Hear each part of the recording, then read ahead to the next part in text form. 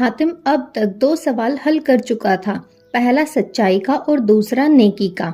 लेकिन तीसरा सवाल था सबसे कठिन और दिल को झंझोड़ कर रख देने वाला, प्यार की सबसे बड़ी कुर्बानी क्या है। सफर के कई दिन बाद हातिम और हमजा एक जादुई झील के किनारे पहुंचे। झील की सतह इतनी शांत थी कि उसमें आसमान और पर्वत की पूरी छवि झलक रही थी, मगर इस शांति के पीछे एक अजीब शक्ति थी। झील की गहराई में एक आवाज लगातार कह रही थी, सच्चा प्यार केवल तभी दिखता है जब इंसान अपने लिए नहीं दूसरों के लिए जीता है। हमजा ने झील की तरफ देखा और बोला, भाई यहाँ कुछ छुपा है, लगता है अगला सवाल भी आसान नहीं होगा। झील के बीचों बीच एक द्वीप था, उस पर एक सुंदर परी बैठी थी। उसके साथ एक राजकुमारी भी थी जो पहले हातिम की मदद से श्राप से मुक्त हुई थी।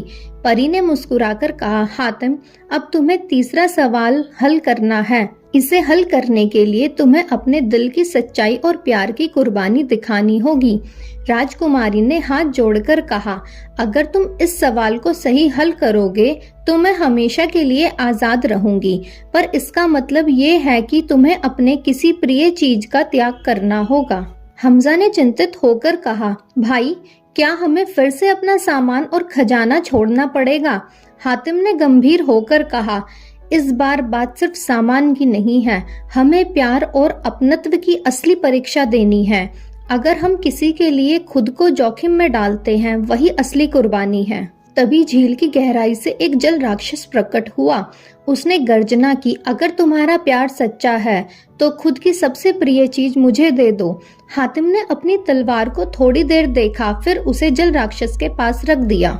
लेकिन तलवार के साथ उसने अपनी हिम्मत, अपनी उम्मीद और अपना विश्वास भी सौंप दिया।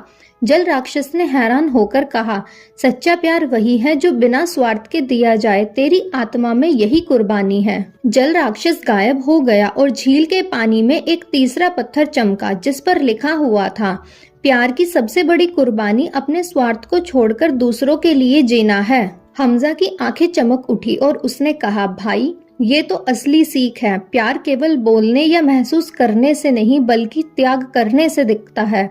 हातिम मुस्कुराया, सही कहा।